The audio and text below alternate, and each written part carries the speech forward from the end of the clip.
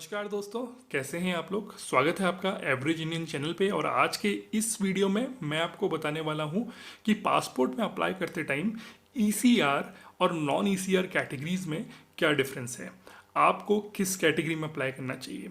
देखिए, काफ़ी सारे लोगों को ये बहुत बड़ी गलतफहमी है कि अगर उनके पासपोर्ट में ईसीआर स्टैंप लग गई तो वो शायद कभी विदेश नहीं जा पाएंगे, या ईसीआर स्टैंप में कुछ गड़बड़ी है, ईसीआर स्टैंप आपके पासपोर्ट में नहीं लगनी चाहिए। देखिए, ये एक बहुत बड़ी गलतफहमी है, इसको आप दूर कर लीजिए। क्योंकि ईसीआर जो है वो आपकी खुद की सुरक्षा के लिए है, आपको खुद बचाने के लिए है। वो मैं बताऊंगा क्यों। तो दोस्तों, सबसे पहले बात करते हैं कि ईसीआर होता क्या है। तो दोस्तों, सबसे पहले बात करते हैं कि इमिग्रेशन क्या होता है। जब भी कोई इंसान अपना देश छोड़ करके किसी दूसरे देश में पैसे कमाने के लिए या नौकरी करने के लिए जाता है, घूमने के लिए नहीं, पैसे कमाने या नौकरी करने के लिए जा रहा है, तो उसको इमिग्रेशन बोलते हैं। अब इमिग्रेशन चेक रिक्वायर्ड क्या है। देखिए, हमारे देश में विदेश जाने का काफ़ी लोगों को शौक होता है। वो लोग चाहते हैं कि वो बाहर जाएंगे, खूब सारा पैसा कमाएंगे। लेकिन इनमें से कई लोगों को इस चीज़ की समझ नहीं होती है कि जहाँ विदेश में वो नौकरी के लिए जाना चाह रहे हैं, वो नौकरी क्या सच में है भी या नहीं है। आपने कई सारे केसेस सुने होंगे जहाँ पर कि बच्चों को या गरीब लोगों को, लेबरर्स को यहाँ इंडिया से बाहर गल्फ़ की कंट्रीज़ में या ऐसी किसी कंट्री में ले जा करके बंधुआ मजदूर की तरह रखा जाता है। उनसे घर के काम कराए जाते हैं, उनको पैसा नहीं दिया जाता, उनका पासपोर्ट जो है उनके मालिक अपने पास जमा करके रख लेते हैं। ऐसे कई तरीके की फ्रॉड कंपनियां हैं जो यहाँ आके झांसा देती हैं लोगों को कि आइए, उधर बहुत अच्छी अच्छी जॉब है, हम आपको ले चलेंगे, सारा खर्चा हम उठाएंगे आपका। आपको यहाँ से ले जाती हैं और वहाँ ले जा करके आपको ऐसे किसी जॉब में लगा देती है जो बहुत ही बुरा जॉब है, जहाँ पर आपको बिल्कुल पैसे नहीं मिलते और आपकी ज़िंदगी बिल्कुल बदतर हो जाती है। कई सारी ऐसी कंपनियां हैं, कई सारी कंपनियां मल्टीनेशनल हैं, लेकिन कई सारी कंपनियां ऐसी फ्रॉड भी होती हैं। तो इन फ्रॉड कंपनी से लोगों को बचाने के लिए भारत सरकार ने एक बॉडी बनाई है जिसको बोलते हैं प्रोटेक्टर ऑफ इमिग्रेशन। तो उस बॉडी का एक क्लैरिफिकेशन चाहिए होता है जब भी कोई बाहर जाता है। ईसीआर का मतलब होता है दोस्तों, इमिग्रेशन चेक रिक्वायर्ड। तो दोस्तों, इन फ्रॉड कंपनीज के झांसे में कौन लोग फंस सकते हैं, आप सोचिए। इन फ्रॉड कंपनीज के झांसे में वो लोग फंस सकते हैं जो या तो पढ़े लिखे नहीं हैं या जो बच्चे हैं। तो इन बच्चों को और या इन कम पढ़े लिखे लोगों को इस फ्रॉड चीज़ से बचाने के लिए भारत सरकार ने एक चेक बनाया है जिसको बोलते हैं ईसीआर, यानी इमिग्रेशन चेक रिक्वायर्ड।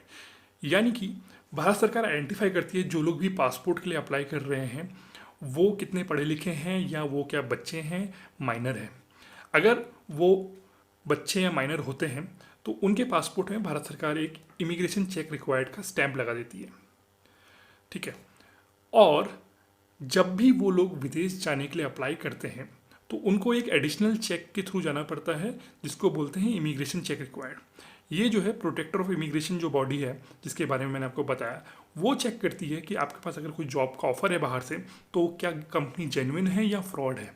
वो पूरी इंक्वायरी करती है, देखती है कि कंपनी फ्रॉड ना हो, कंपनी किसी के साथ धोखाधड़ी ना कर रही हो, और उसके बाद ही आपका जो इमिग्रेशन है उसको होने देती है। यानी कि उसी के बाद आपको परमिशन देती है उस देश में जाके जॉब करने के लिए।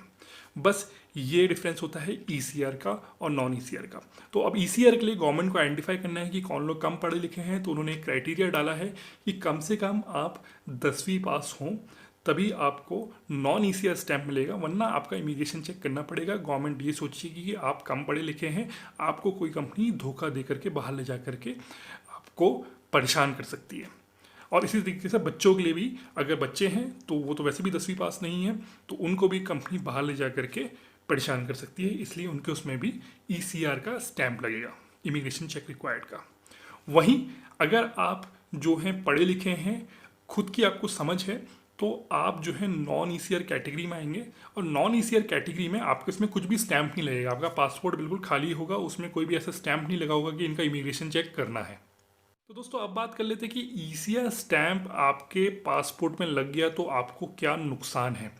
देखिए, अभी तक तो ये बात हुई थी कि गवर्नमेंट आपको प्रोटेक्ट कर रही है, वो इंश्योर कर रही है कि आप अगर बाहर जा रहे हैं तो आपको कोई धोखाधड़ी नहीं कर रहा। लेकिन इसमें एक प्रॉब्लम है। प्रॉब्लम ये है कि हमारी जो सरकार है बहुत ही ब्यूरोक्रेटिक है। तो अगर आपके पासपोर्ट में ईसीआर स्टैंप लग गया तो होता क्या है कि गवर्नमेंट से अप्रूवल लेना बहुत ही मुश्किल प्रोसेस हो जाता है जब भी आप जॉब के लिए बाहर जाना चाहते हैं। और इसलिए जो बाहर की कंपनी है ना, जो आपको जॉब दे रही है, वो कंपनी काफ़ी सतर्क रहती है और वो नॉर्मली ऐसे पासपोर्ट वालों को लेना पसंद नहीं करती जिनके उसमें ईसीआर स्टैंप लगा हुआ है। यानी कि अगर ईसीआर स्टैंप लगा है तो दूसरी कंपनी को बहुत ज़्यादा खर्चा करना पड़ेगा, बहुत ज़्यादा लंबे टाइम तक वेट करना पड़ेगा आपको सारे चेक्स करवा करके अपने पास ले जाने के लिए। तो इसलिए मैक्सिमम जो ये कंपनियां होती हैं बाहर की, वो पसंद नहीं करती हैं कि आपके पासपोर्ट में ईसीआर स्टैंप लगा हुआ हो। ये एक प्रॉब्लम है, लेकिन मुझे फिर भी लगता है कि हमें ईसीआर का पूरा फ़ायदा उठाना चाहिए, क्योंकि ये ज़रूरी है कि कोई भी कंपनी हमें बाहर ले जाके धोखा नहीं दे रही है। अब बात कर लेते हैं दोस्तों कि अगर आपको नॉन ईसीआर स्टैम्प चाहिए और आप 10वीं पास नहीं हैं, तो क्या आपको नॉन ईसीआर स्टैम्प मिल सकती हैं या आपके इसमें ईसीआर स्टैम्प जरूरी लगेगा। ये भी एक बहुत बड़ी गलतफहमी है। काफ़ी सारे लोगों को ऐसा लगता है कि अगर वो 10वीं पास नहीं है तो उनको ईसीआर लगेगा ही लगेगा, लेकिन कुछ सिचुएशंस हैं जहाँ पर कि आपको नॉन ईसीआर पासपोर्ट भी मिल सकता है, चाहे आप 10वीं पढ़े ना हो। तो मैं आपको बताता हूँ कि वो किन सिचुएशन में हो सकता है। तो दोस्तों बेस रिक्वायरमेंट तो 10वीं पास है, लेकिन कुछ सिचुएशन है जहाँ पर आपको नॉन ईसीआर मिल सकता है, आप 10वीं पास ना भी हों। जैसे कि अगर आप जो हैं किसी गवर्नमेंट गेजेटेड सर्वेंट के डिपेंडेंट हैं या उनके बच्चे हैं और आप उनके साथ बाहर जा रहे हैं, तो चाहे आप 10वीं पास ना भी हों तो भी आपको नॉन ईसीआर पासपोर्ट मिल जाएगा। उसी के साथ वो सारे लोग जिनकी उम्र 50 साल से ऊपर है, उनको भी नॉन ईसीआर पासपोर्ट मिलेगा। उसके अलावा जो बच्चे हैं 18 साल तक के, वो लोग चाहें तो उनके पास दो ऑप्शन है। पहला ये कि वो एक शॉर्ट वैलिडिटी पासपोर्ट ले लें। उसमें क्या होता है, जब तक वो 18 साल के होते हैं उनको एक नॉन ईसीआर पासपोर्ट मिलेगा, लेकिन उसके बाद उनको नया पासपोर्ट बनाना पड़ेगा। दूसरा कंडीशन ये है कि 15 से 18 साल के जो बच्चे होते हैं वो एक 10 साल की वैलिडिटी वाला पासपोर्ट भी बना सकते हैं। उसमें उनको अभी नॉन ईसीआर मिल जाएगा, लेकिन जैसे ही वो 18 साल के होंगे उनको प्रूफ जमा करना पड़ेगा पासपोर्ट ऑफिस में कि वो अब 10वीं पास हो चुके हैं, वरना उनके पासपोर्ट में स्टैंप लगा दी जाएगी बाद में। उसके अलावा दोस्तों एक सबसे इम्पॉर्टेंट चीज़ वो ये है कि जो भी लोग इनकम टैक्स पे करते हैं, चाहे वो एग्रीकल्चरल इनकम टैक्स ही क्यों ना हो, वो लोगों को भी कोई 10वीं पास का सर्टिफिकेट देना ज़रूरी नहीं है नॉन ईसीआर कैटेगरी का पासपोर्ट पाने के लिए। वो अपने इनकम टैक्स रिटर्न्स जो हैं वो जमा कर सकते हैं पासपोर्ट एप्लीकेशन के साथ और उनको नॉन ईसीआर पासपोर्ट मिल जाएगा। इसमें दोस्तों एक और चीज़ है, अगर आपने ज़ीरो इनकम टैक्स पे करा हुआ है और रिटर्न फाइल करा हुआ है तो आप एलिजिबल नहीं है, आपको कुछ पैसा पे करना ज़रूरी है, वरना आप एलिजिबल नहीं होंगे इनकम टैक्स के साथ नॉन ईसीआर लेने के लिए। उसके अलावा दोस्तों अगर आपके पास 2 साल का डिप्लोमा है किसी state council of vocational training से, या सेंट्रल काउंसिल से आपका 3 साल का डिप्लोमा है, या पॉलिटेक्निक से आपका 3 साल का डिप्लोमा है, तो भी आपको नॉन ईसीआर सर्टिफिकेट मिल सकता है। तो दोस्तों ये कुछ कैटेगरीज हैं जहाँ पर अगर आप 10वीं पास ना भी हों तो भी आपको नॉन ईसीआर पासपोर्ट मिल सकता है, लेकिन अगर आप नहीं हैं तो आपको ईसीआर स्टैंप लगा हुआ पासपोर्ट लेना पड़ेगा। तो दोस्तों उम्मीद करता हूँ इस वीडियो से आपको कुछ क्लैरिटी मिली ईसीआर और नॉन ईसीआर कैटेगरीज के बारे में। वीडियो अगर अच्छा लगा तो इसे लाइक कर लीजिए और चैनल को सब्सक्राइब कर लीजिए ऐसे ही इन्फॉर्मेशन के लिए, और साथ ही साथ बेल आइकन को भी दबा दीजिए ताकि जब भी कोई मैं ऐसा वीडियो डालूँ तो आपको अपडेट मिल जाए। चलिए फिर मिलते हैं।